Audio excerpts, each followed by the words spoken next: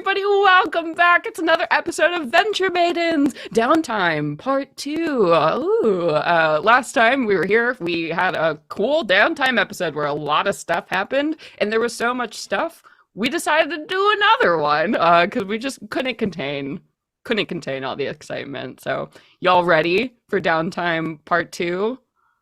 Oh, yes. Yeah. Oh, yes. Stoked. It's gonna be I'm good. always We ready have some for a really big downtime episode. I wish there were more in real life. Yes. Good. But yes, for those of you who are new, welcome. You don't know what we're talking about. Hey, we are the Venture Maidens. We're a D&D 5th edition actual play podcast. Just disclaimer before we start, Venture Maidens is unofficial fan content permitted under the fan content policy. We're not improved or endorsed by Wizards in any way. Just getting that out of there. We should also mention that this is a very adult themed stream, so you can typically expect themes of like graphic fantasy violence. For that, we just keep in general content warning for body horror just up for this. I don't anticipate any other content warnings will come up during this episode, but in case they do, just keep your eyes on the chat if you are watching, and then in the show notes if you are listening, just in case something does come up. Other than that, let's do it. We got so much fun stuff to dive into today, so let's get started. Hey everybody, my name is Celeste Konowich, and tonight I will be your Dungeon Master. Hello, I'm Katie, and I'm going to be playing Laveri Sath, your Drow Rogue. Hello, I'm Nassim, and I'm playing your half-orc fighter, Tony Silvertail, baby. Bebe! And I am Sage, and I will be your darling bard, Aoife Flannery. And you are... Everybody's darling. You are the precious, the chosen one. Yes! Beep. All right, so we got to recap what happened last time, and we were playing with time and space during last episode, so let's just do our best to give a general timeline of all the things that happened, with the assumption that at the start of this episode, we are all back from Phelan, back in Coven, and basically we'll have a week that we'll spend doing downtime from there. So just kind of the framing of this episode. So tell me, y'all, what the heck happened last time on Venture Maiden? We got to have some catch-up time and tell Tony about the harrowing fashion show and week that Aoife and Lou had together. And Aoife decided to stay back in Phelan a little bit extra longer so that she could spend the week like really hanging out and seeing her parents and getting that sweet family time. And, you know, really kind of have this wonderful moment to be able to learn about what her parents actually do. Which is not just as they're real people. Yeah, and that they're not just circus performers, but they're actually like spies. Super badass spies, performer spies. Amazing. He was like, what the fuck? All right, cool.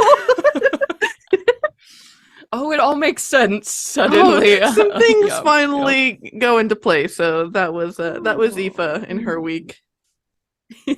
Yeah. Oh, Lou split off from Aoife so she could go have her family time. And she had a really good conversation that's like super open with Cassie about what had happened with the dagger in the door and the possibility of danger from Jada, who seems to have returned. And it went really well. So well, in fact, that my girl got laid. So finally 36 episodes, hallelujah. Yeah, no. Hey, I was the first one. That's true.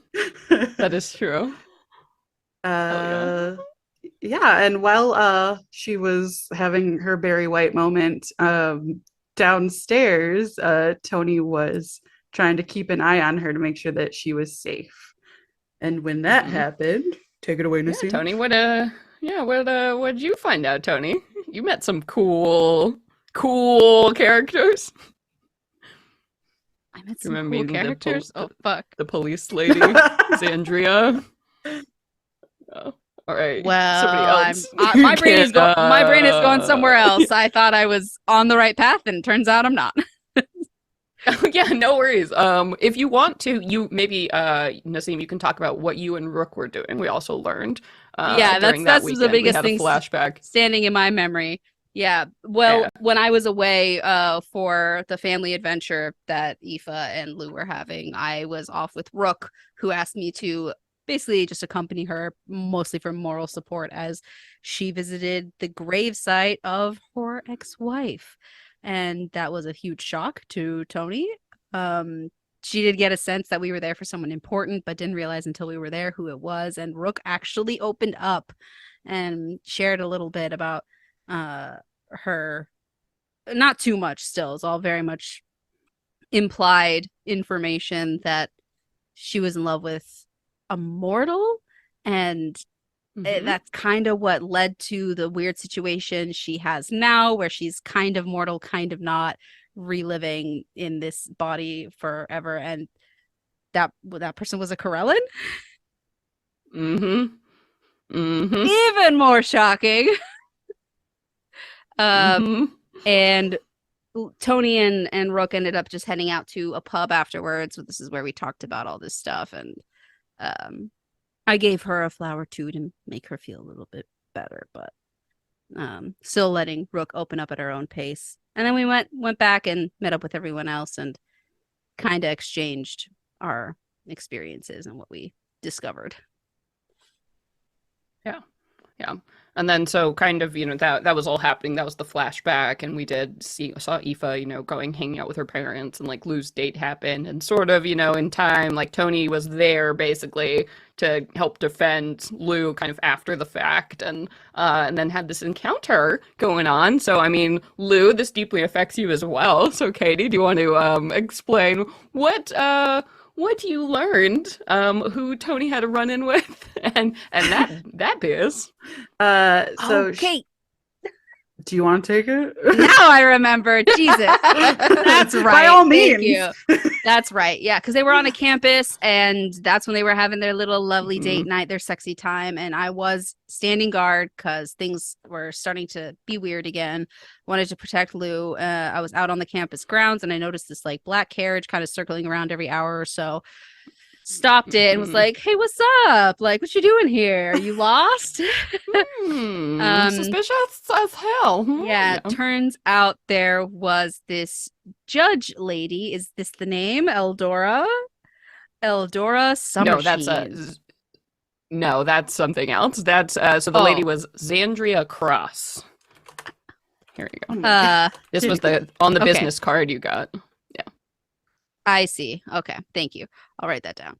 Um, yeah, oh God, Zora.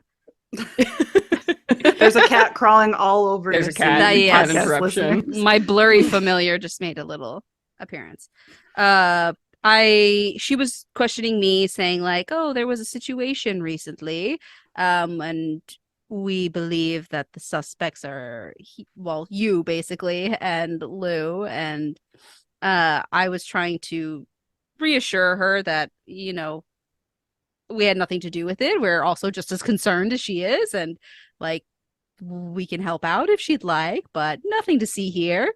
Uh yeah, that's And what was interesting, we found out later because you left Lou a letter to basically let her know what was happening without interrupting the evening.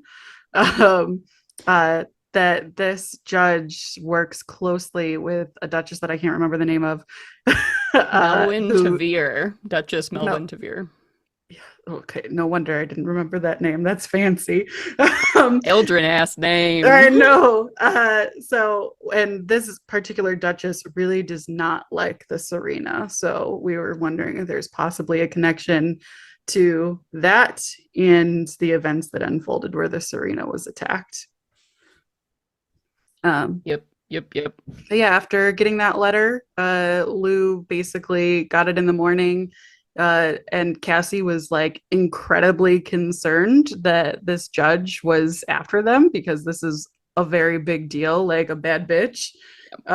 So she was like, Lou, you gotta go take care of yourself. And Lou climbed out the fire escape basically and made her way back to the chicken hut. Yeah. So just so you all know, judges in the Eldrin Empire, some lore drop for a minute. Basically, there are most towns have like constables, which is, kind of like your police officer that maintains things. The bigger a settlement gets, you have multiple constables, and then you have things like detectives and such.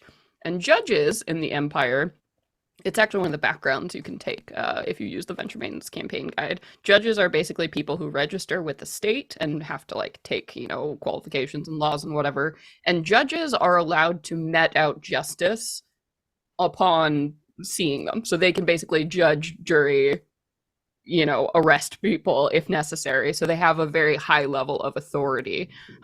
They can make arrests, they can settle disputes. So they kind of, and when a constable, right, is in over their head, they call the judge. So like the judge is a big deal. So getting the first judge, which means the highest of all the judges in Phelan, to come to your house is sort of like the director of the CIA showing up saying, hello, we would like to ask you some questions. Don't like that. Just saying. And Duchess Melwyn Tavir is the Duke. There are 7 of them in the whole empire. And she is the one who rules over Phelan and all the area around it. So it's a hard seat to be in because it's also the seat of the royalty, right? So that's a constant struggle. It's like basically being, the governor of Washington, D.C., and also being the president. Like these things do exist and they both have authority, but it's at heads. So and Melwyn Tavir is the sister of the Tsar, who is married to the Tsarina. So there it is. Spill that tea. All right. Damn, you read all about it in the Venture Maidens campaign guide, y'all. All right, so great recap. Let's dive in. So, like I said, kind of the framing for this episode. Basically, last time a lot of stuff was sort of happening in and out of time, but for this time, everything that happened last episode has absolutely happened already.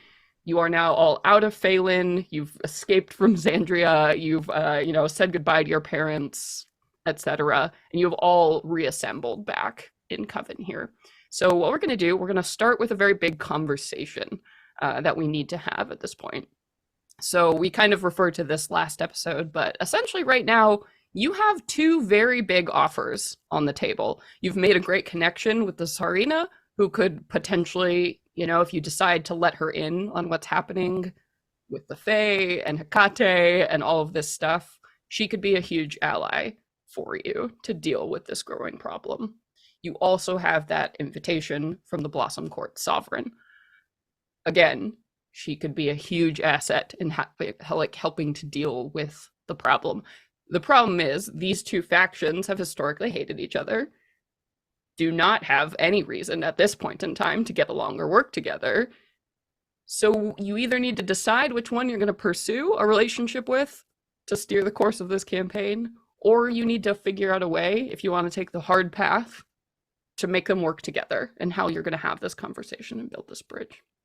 So this is a big conversation that's going to basically guide what happens in the campaign from here on. So I figured we should start with that. And then basically once we make our decision about who we want to ally with, who we want to, pursue a relationship with, then we're going to have about 7 days before you get that official, all right, come see me response back. And then that will be next episode. So take it away, kids. You all are back in Coven, in the chicken hut. Everything that happened last episode has already happened, so you have some new information there. And you have a big decision in front of you. So I'm here to answer questions or reaffirm information that you need. Also keep in mind, if you have any questions, there are a multitude of NPCs that you could have ready access to here in Coven. Rook can be here if you want or not. Up to you. Yeah. Come on down, Rook, I think, because we're dragging her ass with us either way. She's sitting there eating potato chips in the corner. I feel like painting the scene. We're all in the family room in the chicken hut around the hearth, and everyone's sitting on their respective cozy chair or couch, and we all just are being passed out mugs of whatever we want as we sit down, finally able to take a breath from leaving in such a rush. Tony Everything that happened in Phelan. Tony is lazily picking at her guitar. Just like little notes floating in the air. Little plucky notes. Nice. Yeah, Aoife is sitting right next to the fire and is knitting something. Lou has taken like yeah. a big tray of cookies that she made to go along with the tea and stuff like that, and she sets it down, and there's a pause as nobody reaches, and she starts picking up a plate and serving everybody forcibly. This is so cozy. I want to paint this. I know. Oh my god. I wanna see it. I love our cottagecore vibe. It's so I great. know. I'm here Yeah. for it. Like, we also like have the Howl's Moving Castle clothing line outside. Heck Mhm. yeah. 100%. God, I love it. It's so great, Celeste, how you can give us like the most like Ghibli inspired vibes, and then suddenly I'm in like the biggest horror show of my life. Listen, I mean, Ghibli does cute, but they also do tentacles, man. True. So, you know, it's both can Mhm. exist in the same space. Absolutely. So we have a big decision to make. I'd be curious to see, you know, we should all present our opinion, I think, and then perhaps we can make the best decision from just putting everything all together and coming out with the best option. Well, I'm gonna say right away, I think if we want to reach out to anyone first, it should be the Tsarina, because we have enough shit on our backs that's government related, and I think it'd make our lives, our jobs, so much easier to move without eyes on us. It might help with this judge situation. It might help with goddamn Whistler. I don't know wherever he's at, but I don't want to worry about him anymore. So May he rest in pieces. Yes. this God, that's my thought process. I would like to. I don't know what you guys are thinking, but that's where I'm at. I feel like I fully agree. Also, like, not for nothing, we've been working a lot with the Fae. So already from, you know, the political viewpoint, we're more aligned with them than we are with them. So I think it would be a good gesture to talk to them first. Though I don't know for sure that talking with the Serena is going to fully get this judge off her back, because from what Cassie said, this judge works more for the Duchess and her goals and views than the Serena. So I feel like either way, we're going to be combating that. I wouldn't be surprised, to be honest, if they're behind what happened, because, you know, everybody thinks that the Serena is incredibly liberal. So if it looks like this Fae thing is just bursting out of control and they're popping up and they're saying down with the Empire and everything like that, that looks fucking bad for her. That's definitely true. And at least talking to the Tsarina and getting her on our side, you know, she's definitely got connections that we could use to maybe deal with this judge lady who's been tracking us down. At least find some connections in order to figure out exactly what she wants to pin us for, so we know how to better proceed. I do have a DM question. Mm-hmm. Say, because I know that the Corellans have a great deal of power because of what they can do. Mm-hmm. So say a judge and a Corellan go into a conflict, who has the higher authority there? So what's interesting is the Corellans aren't officially part of the Eldrin Empire. Officially, they're their own agency, right? So they technically don't have to abide by the Empire's rules, but they work with them because it's convenient. It's sort of like if you want to think about like the old school Catholic Church versus like the state in, you know, in older societies, right? Like if the church, the Pope comes out and says, listen, all you people who believe in this, do this. And then the government, the king says, no, don't do this. Like there's a big problem that comes up there. So they're totally on different wavelengths. So right now they get along. The Corellans and the Empire have an understanding. But if things like if you went to the Tsarina and challenged her to like, hey, we need these Corellans off our back, that's potentially starting a whole other war, right, between those two factions. Ooh, okay. Tricky. Then I don't know, man. So the Corellans are definitely a sort of a wild card Yeah. in this situation. And the thing is, why the Empire doesn't like take a firm hand on them is because there's, again, the Corellans are very secretive, and there are not a lot of them. Eldrin are not allowed to be Corellans, just hands down. No Eldrin ever can be a Corellan. And people don't know if that's because the Eldrin are descended from the Fae, and their magic could work on the Eldrin, or if it's just something that the Corellans let people believe that, so they maintain their fear. So interesting that Cassie had some Corellan training. She is half Eldrin.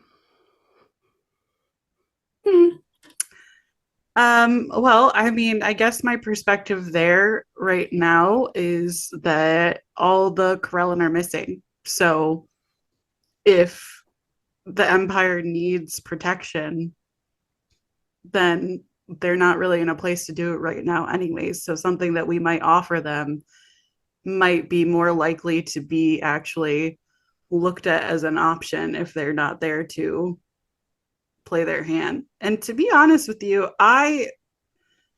you know, after speaking with Cassie, I feel like maybe there's a chance that we just ran into a bad egg and they're not all the fucking worst.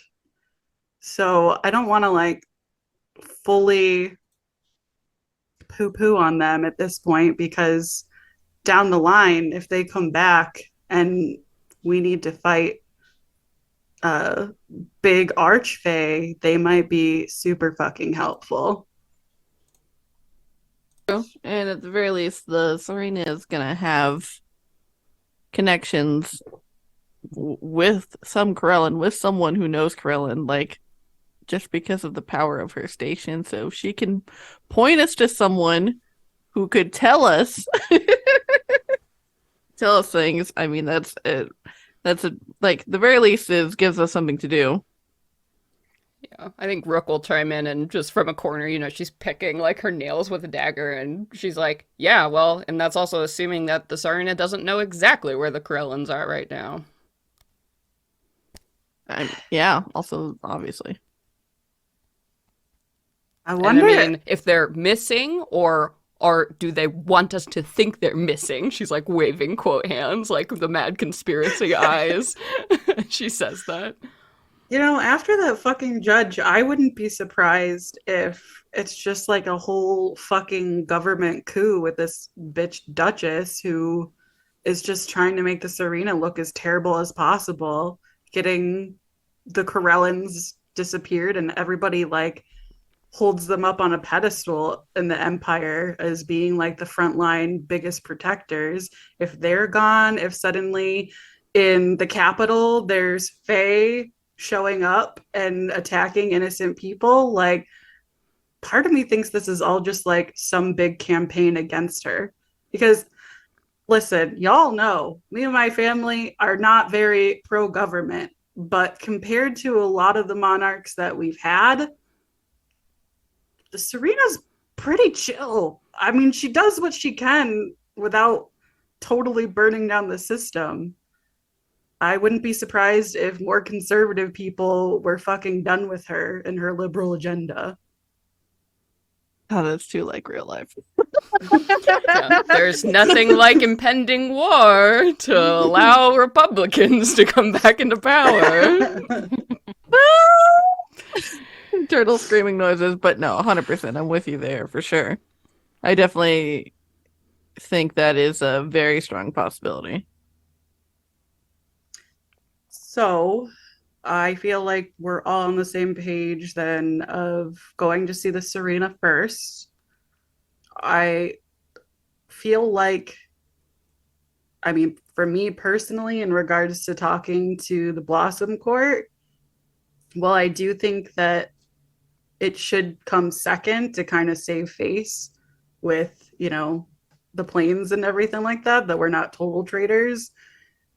I, having met all different kinds of Fae, feel like I can't, even though it makes me nervous because this is not an easy thing to do, I would like to be able to help facilitate them seeing that they're just like mortals and that some of them fucking suck and some of them are cool people.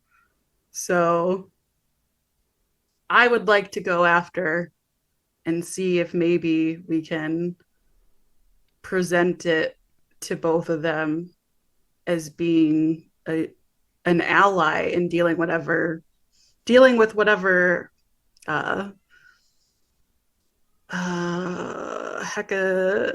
Hecate, yeah. Hecate, thank you. Oh my god. Hecate. You can is say it like planning- so many ways. Hecate I know. is another big one people say. Exactly. Yeah. I couldn't remember which one we picked. Yeah, with Hecate and what she's doing, like I said, like last time we spoke, it's just gonna get worse. And I think being united is gonna be the best bet that we have. But I'm also really nervous that it's all gonna blow up in our face and then we're just gonna be fucked. I mean, yeah, at the end of the day, I think the way that I think about it is that we are not equipped to deal with this problem, but there are people out there in power who are. And if we can start by, start at the top and begin to recruit those people to our side, we can get more people who are more knowledgeable than we are to put their heads together to come up with a solution. Because at the very least, if we try to broadening the mortal plane's understanding of the Fae is only going to help the mortals fight the Fae better in the end. And I think if we pitch it like that, you have to know your enemy in order to be able to properly deal with them. So I think that is definitely a very So you're going to strong... offer to be a spy? Exactly. So yeah. So I think that's like a strong stance that will help get people on our side, even if we aren't trying to start a war, specifically do espionage. I think that's going to be the best way to sell it to mortal kind. Is if we do keep your enemies closer. Mm-hmm. Yeah, I fully agree with you there, Aoife. I think that's the right way to approach it for sure. I'm so nervous to lie. On the flip side, yes. So 'Cause how they are how do good you at sell it. that? So But- okay, one, you sell that to the mortals. How are you going to sell this if you go right to the Blossom Sovereign next? What are you gonna sell? I think it makes just the same amount of sense for them as well, though. But why wouldn't we want to unite them against the real problem? Because it's not like we're going into it where all Fae are like, I would never turn against my countrymen. They're all already fighting. Yeah, like keep in mind too, because you all have a lot of experience with the Coven Fae, which is really its own kind of kingdom. Each of the sovereign courts, you have actually very little experience so far with the sovereign courts. You've been in one, but they're all like their own kingdoms as well. They don't necessarily like each other, but they could be coerced to work together. If you get one sovereign, you're likely to be able to make allies with others. They all have their own thing, so that is something to consider as well. So I think, obviously, we want them to get to work together and understand that there is a common enemy in Hecate trying to do whatever it is that she's doing, which our goal is going to be figuring out what her end is. And then with the two of them, with our sovereign courts and potentially Coven, with a few sovereign courts and Coven and the mortal realm working together, or at least one government of the mortal realm working together. At the very least, they're going to come out, if they work together, we do a good thing in protecting all of the people, but also the real benefit is the information on each other, which is always valuable. Yeah, it doesn't mean that like we're lying in any way. Like there are plenty of political relationships that nations have with one another that if they had the choice they wouldn't be in, but it's maybe more beneficial to be on those kind of speaking diplomatic air quotes terms for the time being. Yeah. There's a pressing matter right now. We can't just decide to work together and now all our problems are solved, but for the time being we have to work together. And I do think that if we're going to get the mortals to work with the Fae, we have the best court to kind of start that connection because they're not Look how that chill fucking they different. are. They chill as hell. But yeah, I think for me, I'm totally for this, but I think we really need to just not lie to anyone. We need to just be really frank with how this will help them because especially for the Fae who don't lie at all ever, if they find out that we're lying to them, like it's done. It's done. Imagine Aoife's blabbermouth being a strength because she just tells everyone everything up front. The Fae would certainly appreciate that. The Empire, that's the difference between mortals and Fae. Sure, they like the truth, but they absolutely use it against you. Oh yeah, They hold it over absolutely. your head. Well, both sides do that. Yeah. Yeah. See, we're not so different. Really though. Yeah. But yeah. All right. So our plan: go see the Serena, present the idea that there is a big issue happening. I would float so that her like feelers go out less towards us and are less like getting in our way. If she doesn't think it already, I would definitely mention that we believe that the whole event at the fashion show was because of the Duchess and potentially trying to make her look bad to get her off the throne. And let her know about the judge that was looking for us because she's not stupid. She's gonna know that this Duchess doesn't fucking like her. So feed that info to her. And then from there, talk about the bigger issue. Another thing we need to talk about is if we're going to be like, oh, so there's this big archfey that has this book. If somebody asks us, oh, how'd they get that book? What's our stance there? Because we're kind of like a big part of the problem at the beginning times of this issue.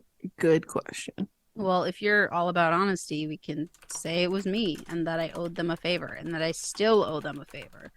Frankly, I'm still a liability. Me being involved in this at all is going to be seen as an issue. Maybe we should, at this time that we have, maybe you should spend that trying to see if you can talk to the favor dealer to try to get you out of the thumb of the major issue, because I think reduce that if my favor. Yeah, if you go and sure you're indebted to a fae, but it's not the one that we're actively trying to get them to be against, it's gonna look a lot better than if they think at any time you could just turn and be against us as a group, as a unit against her. Yeah. Agreed. Because that's a good point. That's not going to, if we're going in with honesty, that doesn't fit our narrative for us being good people to work with. Mm-hmm. So, yeah, so definitely, maybe Reynard is the first person we reach out to. yeah, researching and finding, establishing a connection with Reynard would be super good, because at the very least, if we're upfront about the fact that Tony accepted that favor and got in debt with 2, but you found a way to work around to reduce one of the favors, I think that shows that we're clever and we're resourceful, and that we're trying to deal with problems. It's a good resume. Good adventurer's resume. We're living, we're learning, okay?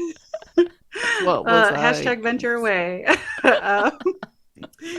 Yeah, I think that's really good. And also, like, not for nothing, like, people here, like, the way Cassie acted, they don't know shit about the Fae. Mm-mm. We are, Yeah. like, I feel like I know a little bit, but to them, we're experts. And if Mhm. the Corellans are gone, look at us, you know? So if we show them, like you said, that we're savvy with it, yeah, we went there, we learned, we made mistakes, we fixed them. That's gonna look really good because they kind of need us right now. Well, and think about all the people who would like to research the Fae more or learn more about it, and suddenly we bring them knowledge, and now we have the power of like the university on our side. You say And- that, and Lou just like wistfully looks off. Oh. I will say, like, totally, like, 10,000-foot view. I fucking hate plots where something in the plot happens that could have been completely avoided because if someone had just told someone something. That physically makes me want to die. So if we don't tell people things and then we end up in hot boiling water over it, I'm gonna be mad because I hate that shit. It's every episode of a show like Three's Company. You're like, it's just a misunderstanding. If somebody just explained for 5 seconds. Yeah. If the problem can be fixed by communication, I would rather communicate. That's why I tell everyone everything. Your family raised you that way. Ironically, they're spies, so it's, weird. So like, wait, what? Wait, what? It's about who you tell. You don't tell Exactly. everyone. That's You very tell the Fae of you, relevant people. Aoife, to say that.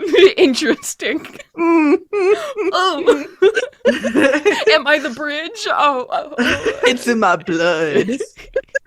Yeah, I mean, I'm all for spilling the beans of truth, but presenting it in a way that is beneficial for us. Yes.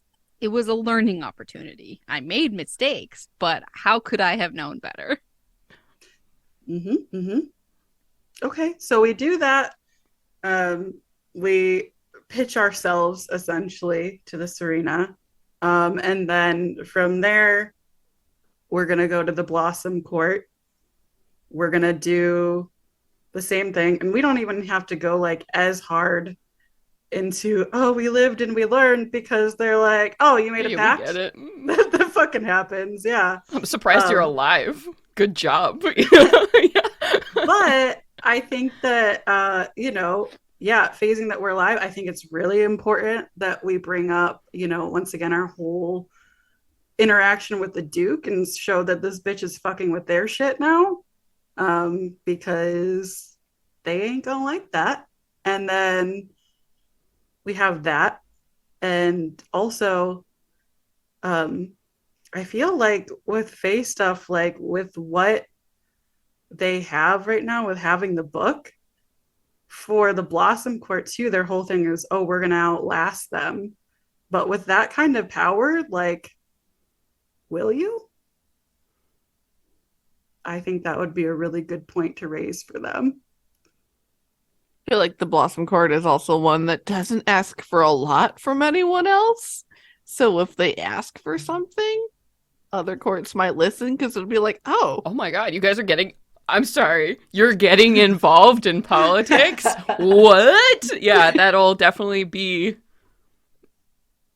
If the Blossom Court decides to do something or makes anything, any effort, any way, declares any kind of loyalty, the other courts will certainly, take notice. They'll clutch their pearls. So for better, for worse. So exactly, it'll definitely make waves in a way that we can use to our benefit.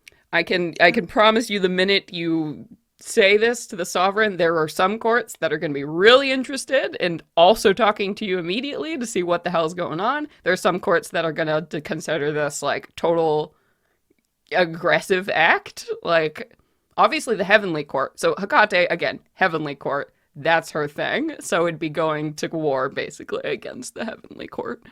And other courts obviously will have feelings about that kind of implication. Mhm. Gotta start somewhere. Well, I like this plan. Okay. Okay, so let's go over this one more time. What is step one? Who are you reaching out to? Serena. Serena. Serena. Okay.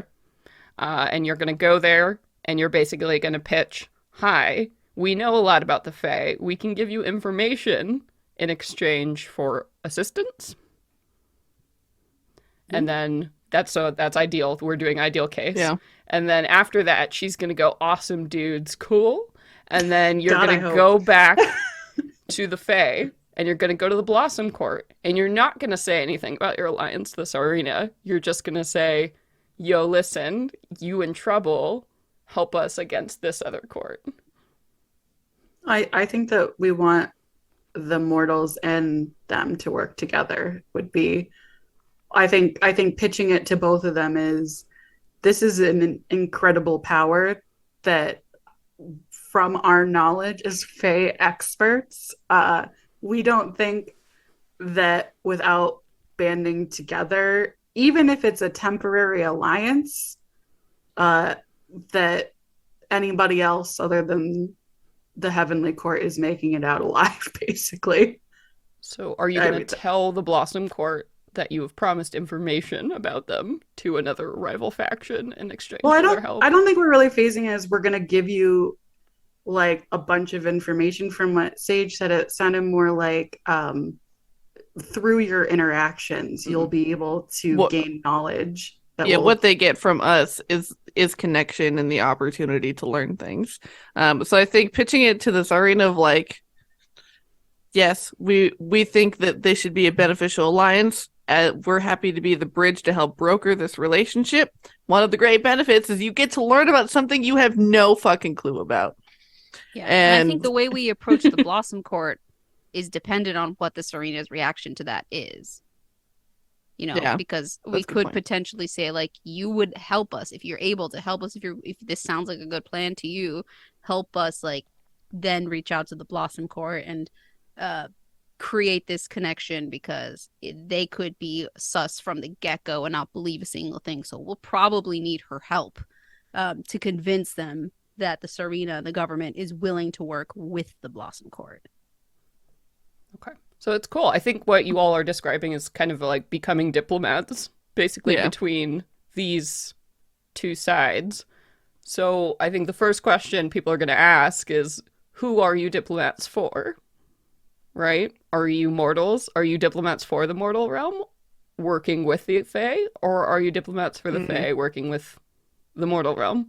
I think that's going to be important, really sussing out where both sides are going to want to know where your true loyalty lies. Or do you want to be a neutral faction? And if you do want that, you're going to have to broker some kind of thing with maybe Coven. Coven is a neutral thing. It is the crossing between these worlds. But we haven't even talked about. Interesting.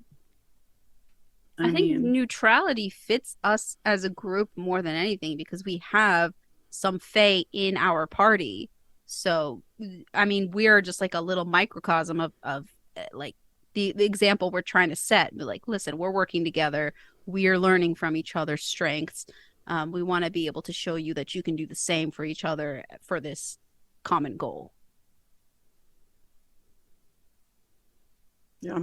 I think showing that we have love for both sides, like, is where we came from versus, you know, the adventure and, you know, the friends we've met along the way in this different culture. That's what it is. It's a different culture, and it's not the bad thing that people who hate change think that it is. It's just different. Cool. All right. So it sounds like then you're going to respond to the Serena and try to set up a private meeting with her as the first step. Yeah. Cool. All right. And then basically you're saying, hey, let's start a conversation. We should all work together. And you're going to tell the truth about everything. Yeah. With a positive spin. Truth shall set us free. God, I One hope. hopes. Or One it hopes. will bury us in our graves. One hopes. I would just warn you, Hmm. just be prepared. You're going to have to answer all the questions. All the questions. Yep. All Yep. right. Cool. And Rook is just like, well, was planning on dying young anyway, so, whatever. Oh, that's the positive attitude that we love from you, Rook. Have another cookie. Yeah. Shoves it in her mouth like beer chaser. Okay. Ooh, that's Excellent. Nice. be a Yeah. good shot. Yeah, dude. I Cookie mean, chaser. Fill oh my man, glass. those Girl Scout cookie beer tastings, if you've never done that shit, get on it, Oh my everyone. god. A stout with a thin mint? Oh, I'd fuck with that. The pairings are exciting and strange. Sage and mace.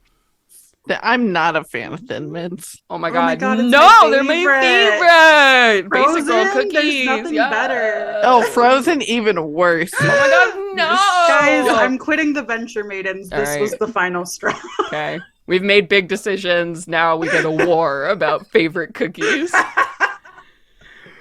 Prepared! Oh my god. It's okay, guys. We're only in summer. It's only summer. Only Don't. summer. God. Summer loving happens so I mean, fast. Start was- no war. Having a blast. Thank you. Amazing. I love us. Also, this truly has been an incredible summer so far. And I would dare to say that this has been hot girl summer. This has been hot girl summer. I think Hot girl summer for sure.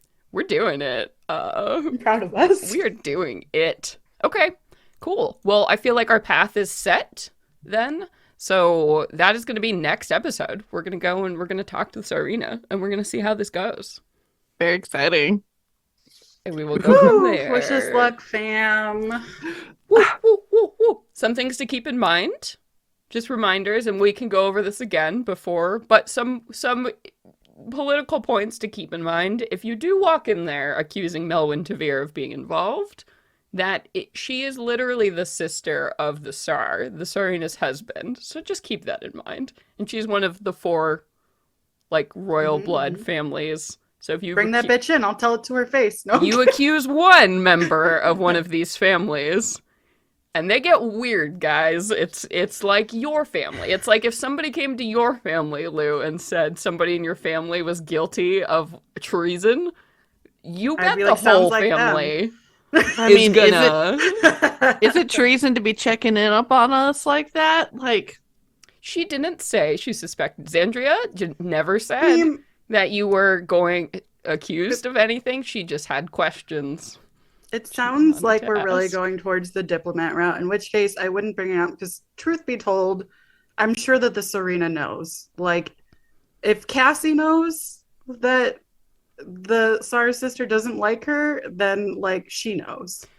So, also, political history, you all would know, living in the thing. Sarina's had a bunch of different husbands. The latest one is Sar Reardon, who is from the Tavir family. And the Tavir family is the main opposition against the Sarina's family, the Mindaris family. Damn, girl, political So- move. Exactly. So marrying him was clearly a way to try and make peace. I mean, we know who's on her mind out of character anyway.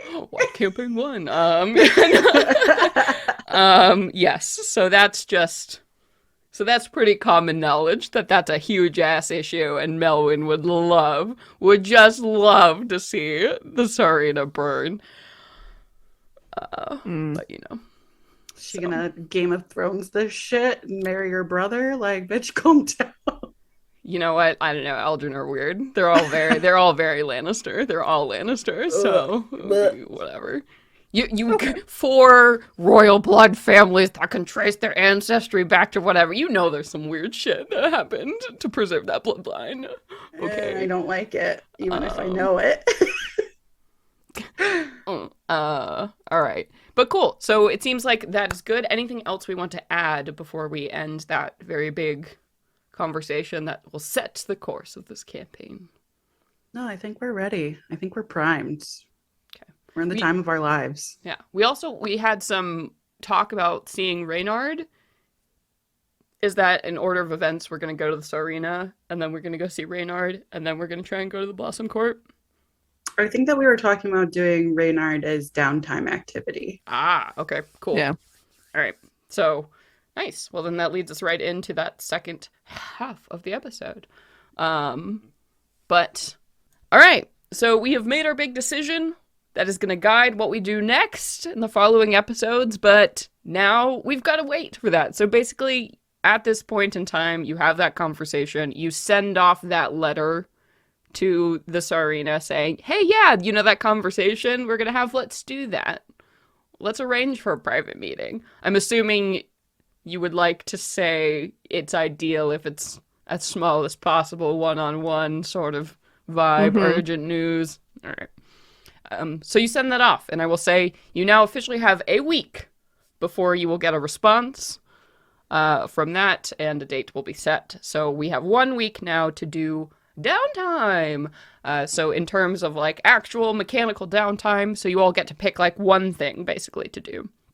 So as a reminder, we have a few different options that we've seen before. These could be things like working or carousing to make contacts, researching or things we've done in the past, all kinds of stuff. There's training to enhance skills, buying magical items or equipment would be a downtime activity. So you've got a lot of choices here, and we have a lot we want to do. I'll also remind you that you have Rook. By default, Rook will go and just work. But if you have something specific you want her to do, like buy magic items for you or whatever, you can definitely send her off to do that. So I guess let's go around. What are you all thinking? Let's discuss. What do we want to do? How do we want to spend this week? So with Aoife's easy. So with the impending invitation to meeting with the Tsarina, Aoife is of course obsessed with making everyone outfits so we can be presentable for the Tsarina, so that she will take us seriously. Yes, there's one thing that will win her favor. It's if you show up looking fierce. That will be great. That will be great for you. Dress for the job that you want, not the job you have. Yes. So that's what Aoife is going to spend her week doing, is making 3 sets of fine clothes. Hell yeah. For Tony, Lou, God. and Aoife. Lou is horrified when you obviously reject her 900 pink aprons that she offers to help with the job, but okay. So for her first step, she will, of course, head to Coven to visit with Kel, love, see the boyfriend, hang out with the dads, get some fabulous fabrics, and she will begin assembling outfits. So I imagine for Tony, it'd be like really structured bodice with like structured shoulders and almost kind of like, I don't know, I imagine like a really stylish pantsuit that has like a sash that drapes down that gives it that trail and that length and makes it really elegant and stately. And Love then it. with like black and white and trims of like gold with like little gold buttons for like a jacket. Yes. Yes, Nassim is also being tortured by her cat, who's walking on her body. Everyone, I just want you all to know. It's You funny belong because to her. it's like a blurred zoom background, so Yeah. you see this like wavy amorphous Yeah, shape. and we see Nassim cringing in pain under the weight of a feline. So this is what I imagine Eldritch horror feels like. So exactly. And so for Lou, I imagine something with a kind of flowy like bodice with like draping bits of fabric, but on the bottom half in the skirt portion, it's like tighter and fits closer to her hips, so you get this like lovely like drapey sort of column shape, very like Corinthian column inspired. And then for Aoife, she's got like this fit and flare fucking princess ball gown. Fuck yeah. With like huge Listen! layers, Yeah. with layers and layers of tulle. Amazing. Question: are you bringing Rook with you to this highly political meeting, or is Rook going to wait outside? How does Rook feel about it? Rook knows our plans. I'm interested. How does she feel? Does she want to participate? Rook wants to be around to make sure you don't die, and that's her really only priority. She's right now, she's like, all right, listen, you all are walking into politics, you're making big plans. I don't talk so good, and I don't know how to contribute to that. Fucking mood. But She can wait in the car. if there's something I can do to help you not die, let me know, and I'm so there. But if, like, you want me to hold cheese plates and curtsy, that None. just ain't my vibe, and she's well aware that she might not be the best Listen, in that situation. I have a cabbie connection now. You can just stay in the carriage. Yeah. And Oh, your like, super cool cabbie friend too. Yeah. Your door friend. what's Hell his yeah. name? Howard? Henry. It was one of those. It was Henry or Howard or yeah. I don't know, but we're best friends. Names are just names. You know what I mean? Listen, It's just a label. we connected with our souls. It's what it is. Oh, goodness. Yeah. Okay, that's fine yeah. because I feel that way about myself quite a lot. So we don't need two of those kinds of people in this discussion. She can hang out outside. Yeah, and also she's like, if this goes poorly, I am literally an ex-fae, so maybe not great to have me there. Not a great first impression for the Fae either, TBH. Yeah, Yeah. like not the best case for look, we should be allies with the Fae. They're cool. Like, oh look, I have a weird aging fucking curse. Cool. Mhm. They are terrifying. Look at what happened to me. Yeah, so she's like, I'm a terrible example of what you are trying to achieve here. So she's happy to like guard outside, basically be just, or she Yeah. could literally be That's your cool. silent bodyguard that you bring with you, right? She's happy to play whatever role you want to put her in. Love that. Ooh, yeah, silent bodyguard. It'll Yeah, make so you look we're- really cool and Yeah. impressive if you have Mm-hmm, Mhm. mm-hmm. this Got some very hard muscle. very tall woman with hundreds of weapons. We don't need it, but we can afford it. Yeah. Okay. So she'll be private security, and she's like, I'll pretend to be mute, and that will be the best for this. Cool. Okay. So that's the vibe with Rook. Where's she at? So all right. So sounds good. And Rook will just, I assume, wear, or Aoife, do you want to design her a cool? What's her cool uniform thing? I guess her private security look, all black. Oh, I mean, we would have, I Classic. think, like, we'd have to commission some, like, cool black leather armor for her. Yeah, nice. Yeah, like a hooded visor. Yeah, all Mhm. good. All good. All right, cool. Love that. All right, so we know what Aoife's doing. Going to be working on those outfits and such. Lou, Tony, what's the plan? Tony is interested in reducing her favor as much as she possibly can and seeing what kind of help Reynard has to offer. So I think if we're doing our downtime in Coven, right? Yeah. She'll probably.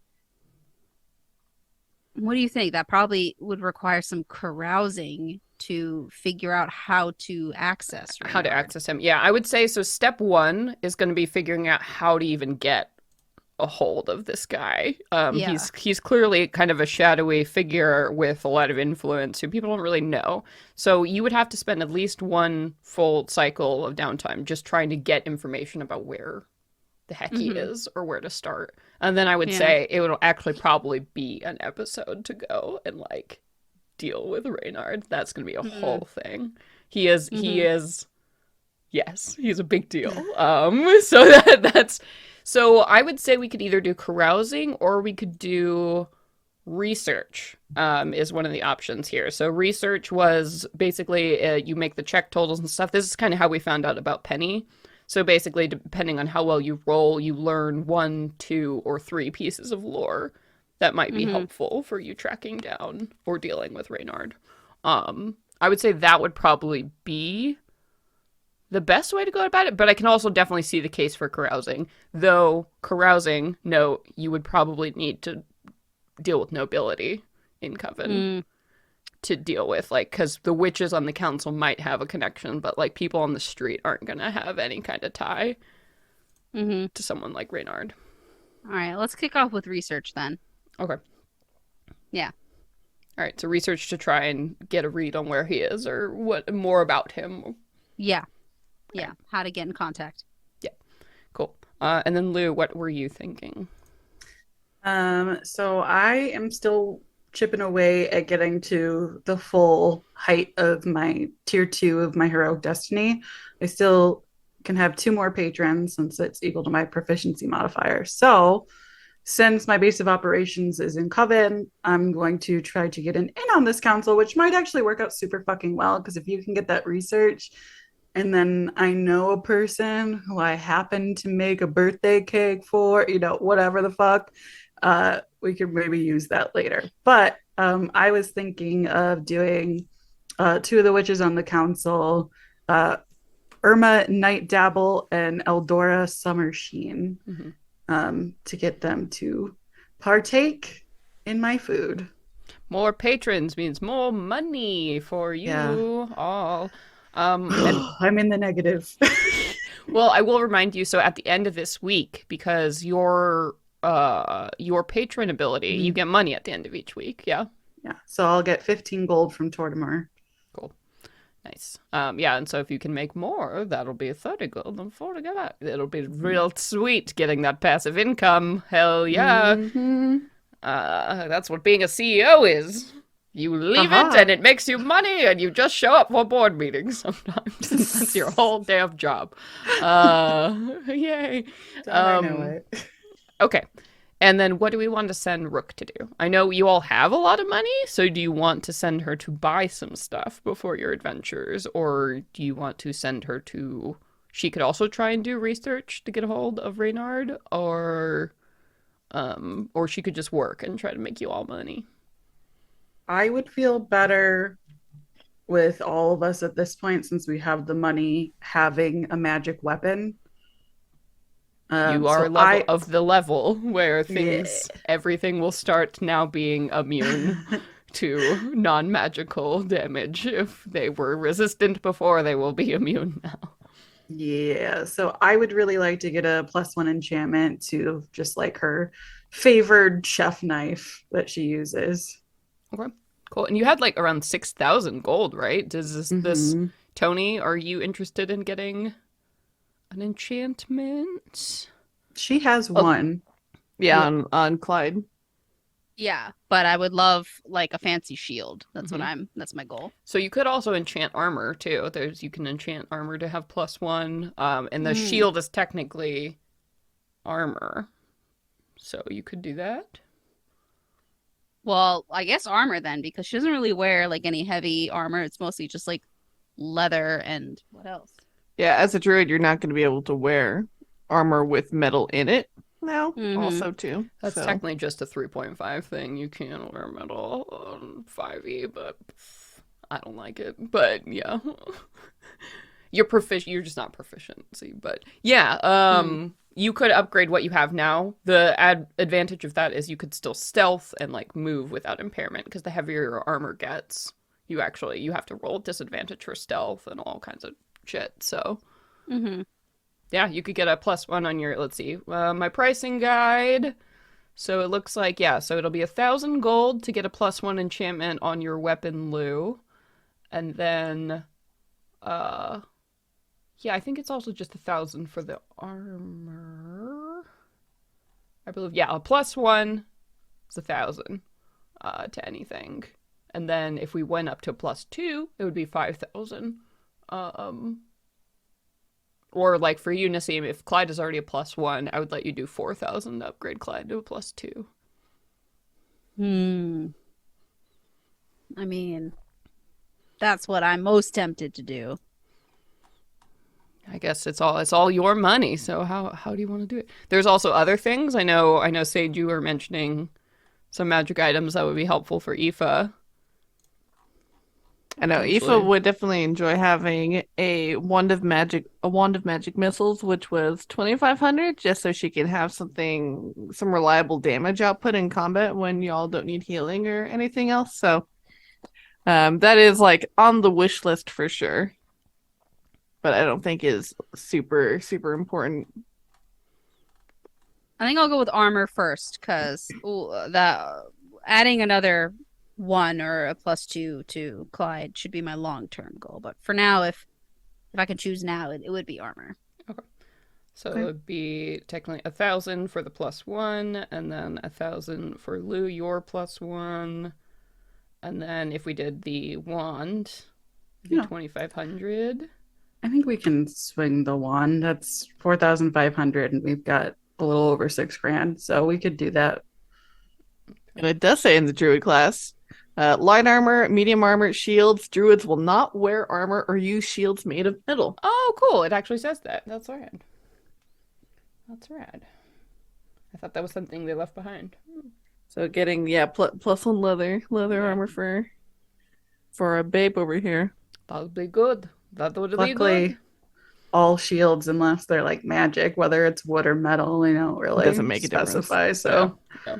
now It's you have a just wood shield. shield. Shield. Oh yeah, and so buying a shield, what is that? And equipment, it's like 5 gold or something. Yeah, Somebody so look up what a basic ass shield is. I have the equipment page open right now. Okay. Let me scroll. Because you do need, so enchantments are the price of the thing plus the enchantment, so. But also, Jassim, keep in mind, with your sword, you can't do a lot of things. I guess we decided that Clyde is a longsword. Never mind. We're fine. Oh, we did? Oh, okay. I think we hand wave that. It's Oh, fine. wait. So you can have a cool badass sword. He's not a great sword? No, I think it's a longsword because you can't wield a great sword and a shield at the same time. Yeah, but I haven't, or at least I've been trying not to. At the You same haven't so time. far. Right. I've been trying to take my shield out specifically when I'm in the bulwark defensive mode. So, I mean, what you could do is get the +1 on your actual armor, so it's always there. Yeah. Yeah. That's the goal. And if you just want to buy a shield just because you don't have one right now. No, I did get a temporary one. Oh, you did? It's just Oh, like yeah, a basic. yeah. Yeah, Luz Mom so I gave you a have shield. that. Okay. All right. Yeah, You're it's good. just the long-term damage of something Yeah. from the past that like took away my AC. Yeah, it's I'm the trying slime to- when you fought the Duke of Pudding. Their acid body Yes. burnt, destroyed your shield. Yeah. Yeah. So I got the new one from Frida. Lou's mom, yeah. Okay, so we're at 4,500. Okay, so we're gonna send Lou or Rook to go and buy all this stuff. And so that Anything leaves us else? Yeah. at 1,571, guys. And then we'll have to spend money for research and carousing, Mhm. and for materials for the outfits too. Yep. That's all 150 altogether, right? It's 50 for each. Let's see. Sage, What I is- think you did the what we have to spend. It's 15 for each of a set of fine clothes is 15 gold pieces. Okay, And so since 5. it's under 50 pieces, I can make the 3 of them in 1 week. Do you have we still have to pay the 45 gold from our stores though, or is that like a creation thing that you have? I can't make money. No, No. I can't I summon didn't- money from there. So that's it. So it is make 45 money. gold. I thought It costs like 45 the gold. fabric. Okay, Yeah. cool. I'm just trying to get our accounts Yeah, no. balanced, This guys. See, we're the only D&D game ever that has tracked money. So here we are. And no, I like it. I think this is a good part of it that people should do. This is why I feel it's like fun if to you're go on doing adventures. downtime, it kind of goes hand in hand Yeah. if you're actually going to use downtime. I think most people just don't use downtime, so that's why people are like, "What does it matter? There's no economy." I'm like, well, if you have people working Well, and suck shit, my dick. you know, So it actually does matter. So here we go. Okay, so 1526 after Aoife's stuff, and then carousing. That's gonna be the 250 to carouse with the nobles, Lou. Ooh, and then yeah, our research. Yeah, one more time. The research was 50 gold pieces spent on materials, bribes, gifts, and other expenses. okay, so 1,226. Bam. All right. So we're spending money. Ooh. Woo, hope it pays off. All right. That's what it's there Rook for. is working, right? Yeah. No, Rook is not working. Rook is going and getting you all this magic shit. So she's going and Oh, spending your shit. money. Buying the magic items for us. Yeah. Because basically magic items you can't just walk into the corner store and get. You have to find people who have the magic items. So she's chasing down like all her contacts and like going and hitting the black market in Coven to see who has some magic shit for sale and blah blah blah. So that's what she's spending the week doing. Cool. All right. So all of you add that shit to your inventory. You got this. Hell yeah. Hell yeah. Look at you, magic we just party. get it? Ooh, nice. Cool. Yeah. Yeah. Well, I mean, you get it at the end of this episode, but Okay. don't hit anyone with your +1 sword in the next Yeah. 30 minutes or I'll be mad. Ideally, everything will go well and you won't need to do that. So in terms of rolling then, so Aoife, you're all good. You are handling it. You don't need to make any rolls. So Lou and Tony, who do we wanna go first? Not me. I'm scared of this fucking persuasion roll. You go first. I'll go first. Sure. Okay, cool. Research. All right. So resolution. Boo boo boo. After 1 work week, the character makes an intelligence check with a +1 bonus per 50 GP spent beyond the initial 50 GP. So at this point, you could spend more money to give yourself bonuses because right now it's just a straight up intelligence check, which I do not feel is Tony's strength. She got a -1. So we should probably spend some money. How much Ooh. more? You said it's for it. 50 for a +1, right? Yep. Let's do that. Let's just neutralize it. Okay. So just spending 50. You could spend more. Yeah, no. Increase we'll your start with chances. 50. Well, you're gonna How have many to make chances this do I roll. get to roll? Just the Just one. one? Just the one. You can go up to a +6 spending money in this way. Oh, shit. All right, let's do, what would that be? 50, 100, 150 for a +2, That would right? be a +3. Oh, So it's 50 Then- per +1. well, I know, but I mean, like, after the -1, it comes to +2. Yes. Okay, yes. Okay. So I'm spending an additional 150 gold. Yep. Okay, so for a +2. All right, Nassim, you ready? Mm-hmm. Roll that d20, bae. 12. 12. Okay. All right. That's not terrible. So tell me a little bit about in the fiction. Where is Tony going? And who is she talking to? What kind of businesses? Like, what's going on with Tony trying to get this information? If it's the witch council that would probably know the most about it, I guess I would start with who is the witch council associated with, and from there start my research. Yeah, so like you could, I think probably on the research side of things, that's maybe part of your bribes being like, where do the Witches' Council go to get like, spell books or learn new things or what kind of connections? I think you're probably bribing secretaries and, assistants, PAs to be like, where do they go spend their time is probably stage one of that. And so you get names of like specialty, like alchemists who might brew their potions or enchanters who make their magic items. This kind of information. The bookstores they go to for the very special information, those kind of the brokers of information. So you do get a few names of fae who work in Coven dealing with the same kind of information moving around that you're in. So tell me maybe about a couple of these informants you find in Coven. They can be as weird and wild as you want. Just I feel like one of them has to be like a rare book stealer. Oh yeah, for sure. Similar to, wait, didn't we find someone like that? The turtle guy? Tortimore is one. I'm sure my research takes me back to Tortimore. Yeah. And I end up probably chatting with him, spending some time in his store's library. And then along with maybe like a potions, uh, like like an Alchemist. Eastern Mm, medicine kind of shop where you find rare ingredients to make things, something like that yeah. in Coven. An apothecary. An Apothecary. apothecary. Yeah. Thank you. Yeah.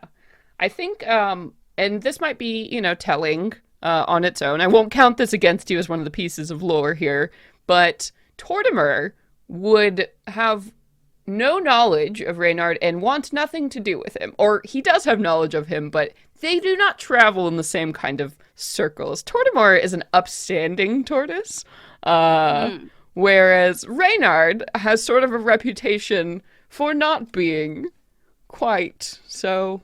He's a fox, Tortimer will Okay. say to you and imply that means something without explaining it to you. So you All get right, the then feeling.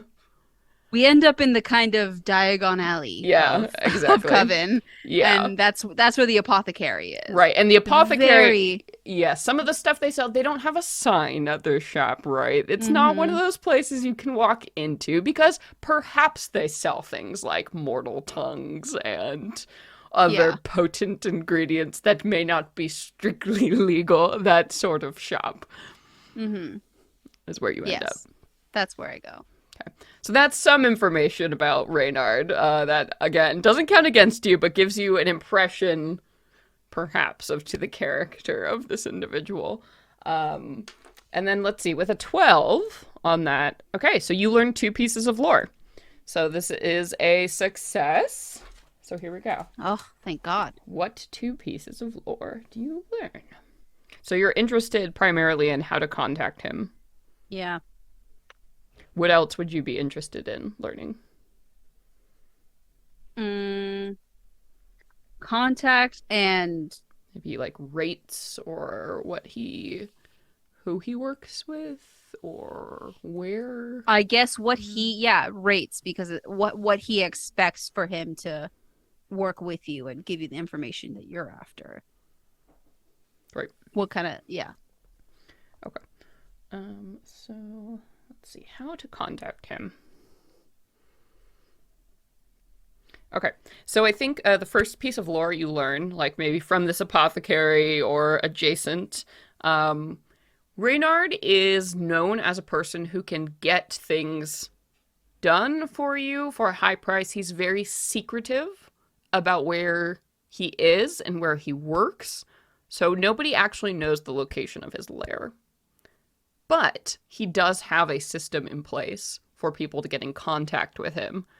Essentially, he has a connection to foxes, canines, dogs of all kinds. So if you can find, especially particularly magical means, if you can use an animal messenger spell on one of these creatures that could get to him, that is how you really get in contact. Most people don't actually know how to go directly to the source, but he seems to have some kind of he's known, I'll give you this for free as well. He's known as what's called an animal lord. That term comes up several times. I don't know if anyone explains that to you, but they seem to know what that means when they say that to you. Can I make a knowledge check? See if I have any idea what that means? Yeah, go ahead. See, either a history or an arcana, I would say, because it's not pure nature. Maybe a religion, actually, It's all -1 for me, so that'd be a 17. Oh, okay, that's great. So what I think triggers for you is when you hear animal lord, it actually goes back to some of the older legends and stories your people used to tell, the orcs of the shifting plains. Like, initially, one of the reasons they started to, work with horses and be part of this landscape is because of animal lords from their history. So these people who seem to have this incredible control or ability to understand and work with particular kinds of animals, specifically horses.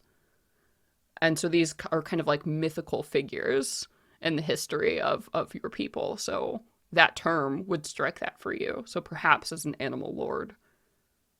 Reynard has that kind of sway or influence. Mm-hmm. Yeah, those were the ones who rode the dire horses. Yeah. Oh, yeah. The first horses, right? Like, Yeah. yes. So that's what you learn, how to get in contact with him. The second thing, in terms of rates, so, he is a broker of favors. So he trades in favors. So basically, if you have a favor you don't want to do, he might trade you someone else's favor that they don't want to do. So essentially, you will have to fulfill a favor or multiple favors of less value than the one you have in order to make it work. So he basically trades. Desperate individuals come to him and be like, listen, this is a favor I was asked to do. I cannot do this. I need to take on someone else's. So your favor, if you traded it off, someone else would get a favor, a big favor owed to Hecate. That's something he would take, and you would get another favor in exchange. Mm-hmm. So you might have options. You might have to do a bunch of small favors. He might do a favor, but that's how it works. Favor broker. So ultimately, it doesn't affect anything for the Fae who deal those favors. They still get what they want. It just helps the people who are indebted to them. Yeah. Kind of. It's kind of weird like that. So he's sort of a Robin Hood, I guess, in that way, right? It's like, all right. Because if there's a big favor owed to Hecate, and that gets traded to someone of lesser power than you, that actually might be a very good way to deal with that. Like, imagine if a field mouse got your favor, right? What could a field mouse do for Hecate as opposed to you?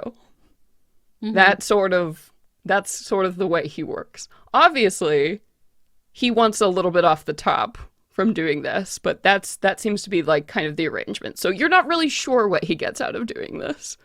Mm-hmm. Exactly. And it's all very mysterious because nobody else seems to really get what he gets out of this either. Yeah. Okay. Yeah, all that's actually all very useful. Yeah, so those are the two pieces of lore you learn. Great. Thank you. It's pretty good shit. Good shit. All right.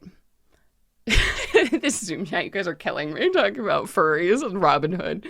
All right. Listen, the Fox Robin Hood was hot. Oh no, it awakened us all. Like I'm not denying that we all had nascent sexual urges when we saw the Fox Robin Hood movie. It was like him and the Thumbelina fairy prince. We all know. Like, listen, we all saw The Lion King. We all loved Simba. We did not know why. Also Nala. Yeah, we did not know. I was more into Nala than Simba. He was a little bit of a bitch boy at some points. There. I mean, Maid Marian too in the Robin Hood movie. I know it was also a similar experience for many people. So I don't know what it is. Disney weird We're sex gonna revisit vibes. this conversation when we see the Forest Court later on. Oh. Just you wait.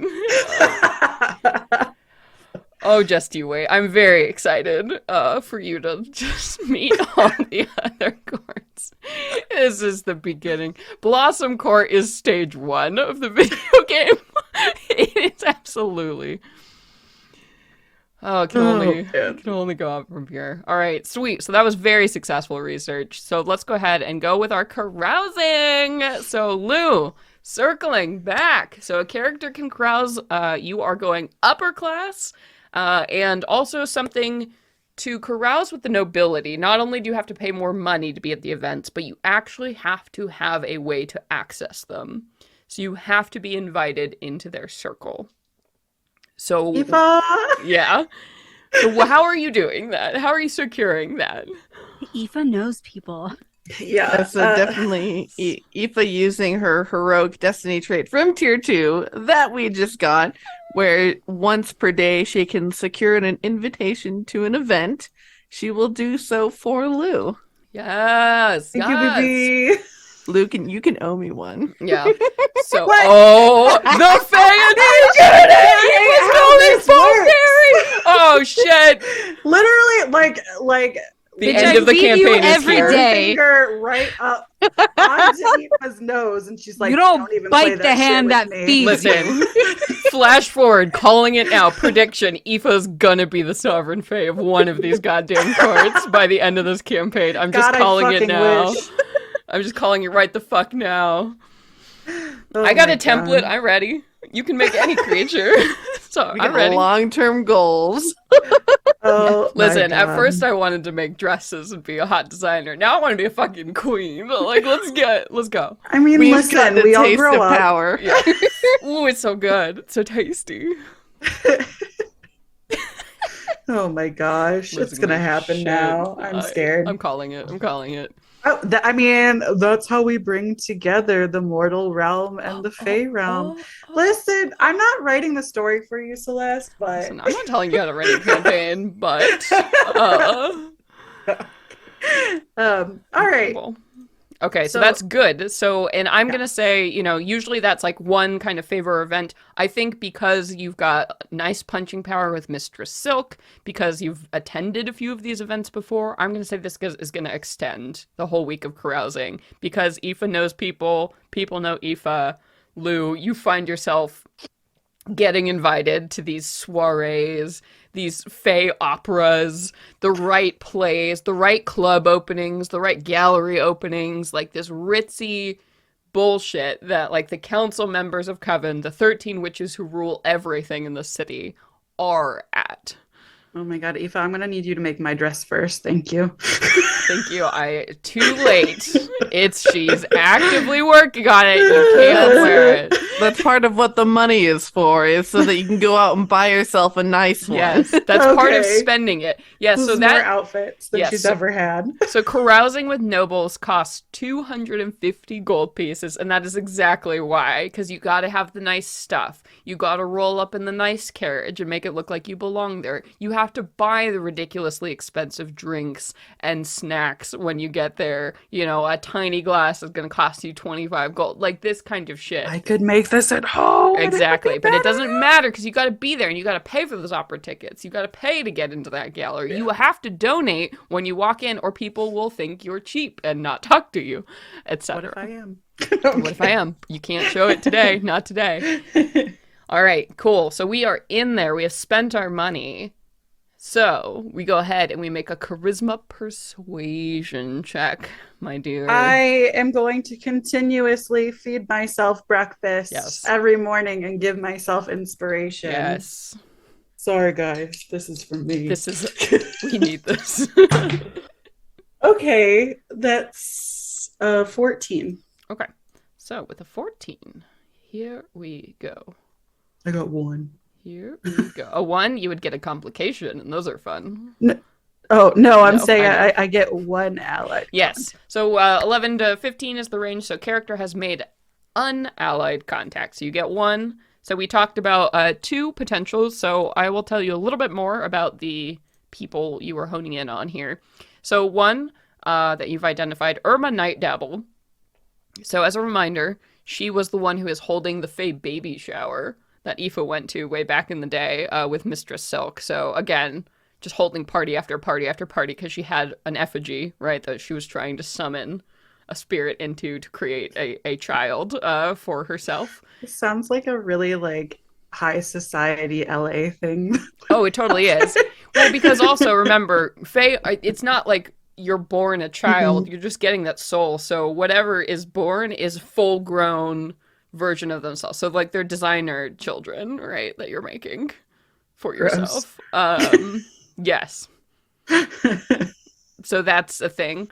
Apparently Irma has succeeded by this point. So that's pretty much all you know going on with her. You do know in general she was more of your classic when you think of like hag sort of witch. So she was, a little night dabble. You might imagine a little more night hag than some of the other witches might be. But clearly invested in growing a family. So there's that. That's what you know about her. The other council member that has been kind of recommended to you or coming up in circles is again named. Oh man, I put it. Eldora Summersheen. Eldora Summersheen. So what you learn about Eldora is she is a tiefling, which is kind of interesting. The only tiefling on the council. She has a reputation for being able to talk to spirits or commune with spirits in some way. So she's very like, when you think seance, speak to the beyond, a little bit weird. There's even some whispers that she might actually be actively possessed by a spirit. Sometimes she talks with different voices. That sort of odd thing. But in general, she's like a little bit younger, a little bit more relatable, I think, than some of the other Coven witches. She's a little bit newer on there and really into this power, this whole medium shtick that she has going on here. So those are kind of our two choices. Who do you want to pursue? I think that Irma is actually more relatable to Lou. I think that what she would do, since Irma has this new child, is that upon meeting her at one of these events, she would essentially offer her services to come to her home and just cook this bountiful meal of every different kind of flavor she can think of so that her child can eat all the things and see what their favorite is and have this very bespoke cook on the fly experience for their kid. Yeah, very, very cool. Yeah, so you run into Irma and, you target her. I was like, okay, she's going to be a good choice. So you find her at a few of these, like, openings or shows or whatever, and you see she always shows up late, one. She's always covered in just, like, she does not look good. Like, she's tired and, like, has stains on her clothes and just total new mom energy. Like, she's fallen behind here, just not quite with it. So you approach her. I think one of these evenings you find her, let's say, let's do a short little scene here. She's like at a gallery opening and she's just like staring at one of these really boring, it's like a modern art painting thing. It's just like white with kind of a splash of color on one. And she's just like, looks like she's about to fall asleep, like clutching one of these tiny mugs of espresso that they're handing out at the front, and people seem to be avoiding her in a large circle. You notice that she has two different shoes on. Oh, bless. They're close, but they're definitely not the same. The navy and the black. Oh, Yep. I've been there. Yeah, I think that Lou will kind of like approach her, and just as like the espresso cup is about to spill out, she just with the tips of her fingers leans in and kind of like holds it up. And she's like, "Hi, Irma." Yes. Sorry, who are you? Oh, it's so nice to meet you. My name's my name is Marnie. I actually, I've been opening up a food cart through the Witch's Brew. And my friend Aoife, girl. Okay, you know what I mean. Girl, you and the Fae, get together. I have to switch back from the mortal realm. Saoirse, my friend Saoirse actually went to your baby shower. I heard it was successful, so congratulations. But this isn't my first time seeing a new mom who might need a little bit of help and maybe finding out what's going to calm their kid down for 2 hours so you can get a little bit of rest in, or how to that great. Do you babysit? Is that do you no she says, but, like, in a it looks so disheartened when you say that. Well, I don't babysit. I am probably the best planner you'll ever meet, and I'll tell you what, I'm happy to help and to help you figure out what your kid is going to want to eat, and then I can arrange it so that you have, well, where I'm from, we call them casseroles, pans of food ready to go that you can quickly heat up, and all that time you would have spent is yours again. She like leans into you, probably too close, and kind of puts like a gnarled hand with yellow nails on your shoulder, like stares deeply at you, and she's like, how much food can you make he won't stop eating. It's eat, just eat, and it just never stops. They're never hungry. Have you ever? I don't even know. He just keeps getting bigger. I don't know what to do. She's like looking at you. Okay. Gonna start with fiber heavy foods. We gotta bulk this up. We gotta get this kid full faster. Okay. All right. Okay. You're hired. I don't care. Do you have a card? Do I have a card? It's lavender scented. Oh my God. It smells like the old days. Happiness Just hold that before to I your did nose any of this. in bed and fall asleep. I haven't slept in years. She looks at you. You know the baby shower was less than a month ago, Yeah. but she says years I to you. understand. I understand. Don't worry. I'm gonna help you. This is very fortuitous. I'm so glad. Did you make these? She's like holding a little canapé.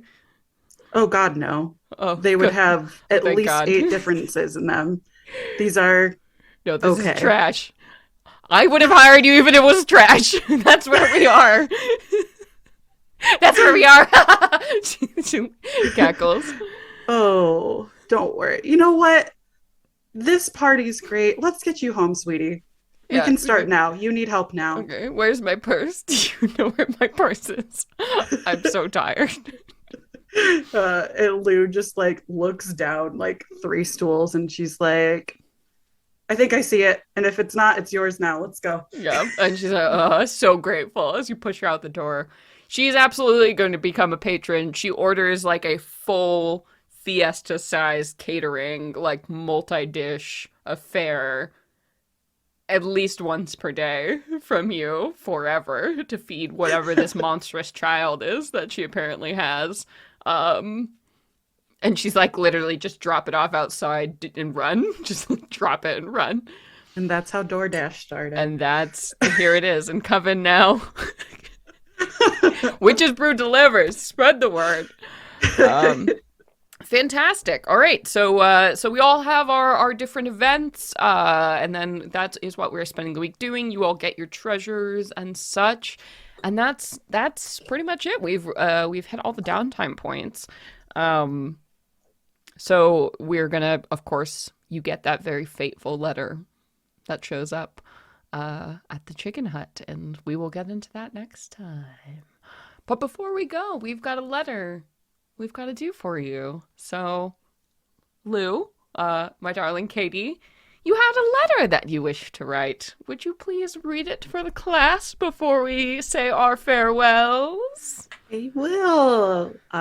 So in between all the carousing, as soon as Lou has been getting home, it's a lot of people time. So she goes into her room and just stays by herself for a while. And during that time, she gets to thinking about this magic mailbox that they have and Jada, and she decides to write her a letter. And the letter reads, Jada, I don't know if this is a waste of time, but I have some magical mean to send letters, and hopefully it'll find its way to you. I got your message in Phelan, and I'm not sure what to make of it. It doesn't seem like you, and I'm confused by what you want from me. If you're back and you know where I am, why don't you just come home? Why don't you talk to me? I've been waiting so long just to hear anything about you, and I imagine this going so differently. I was ready to come and find you and finally reunite, or at least give you the rest that you deserve.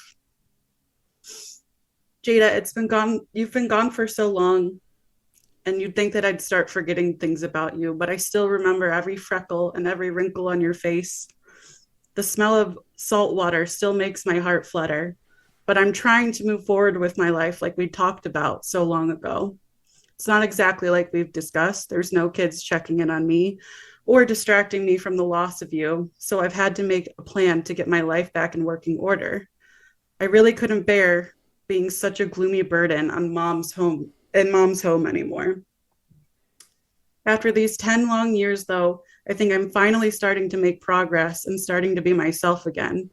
It's been so long that the old me feels like a stranger, and it's taking time for me to get to know her like I used to. On top of it all, I'm actually doing real good out there, and not just through the family. These new people have begun to make me feel like maybe I can connect with the world on my own, Jada. Maybe I can show them everything that you saw in me if I just give it time and don't give up. So please, no more knives and doors. Just come back. Please just let me know that you're all right. Tell me why you're acting like this and we can work out everything together.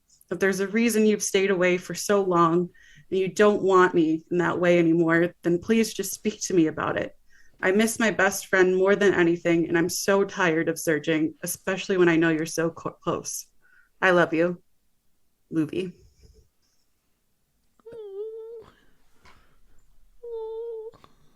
That's very sad. Yeah, but that's it. That's what we got for you. That sweet, sweet downtime wrapped up. We're gonna dive in hot and heavy next time. Making and breaking alliances, playing our very own Game of Thrones here. Yeah. Thank you. Thank you all so much for joining us for this episode.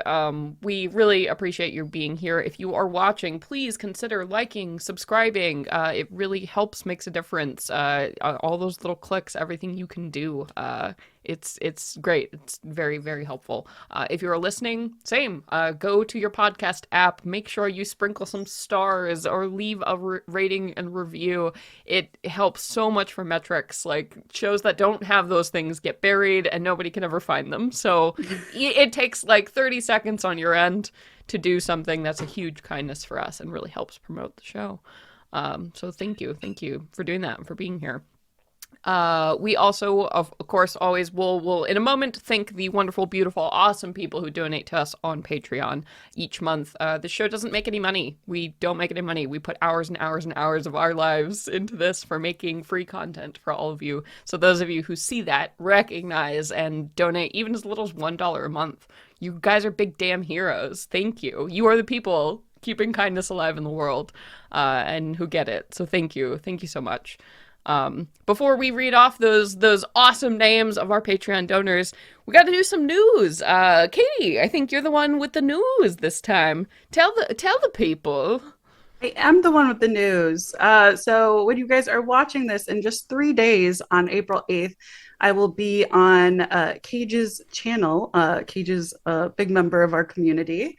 She is awesome. And every year she does the Brew Pub Bash, and she's invited me to play on it. I'm super excited. I'm going to be bringing back Minnie from our Rhyme of the Frost Maiden. She lives and jingles. So we will be there at 5 p.m. Eastern Standard Time and 2 p.m. Pacific on April 8th. Just hanging out and having a good, fun time doing a one-shot. Hell yeah. And if you are watching, the link will be popping up right there so you can learn more and go. It'll be amazing. Watch for it. And like I said, we always like to take the time to thank our donors from the highest tiers on Patreon.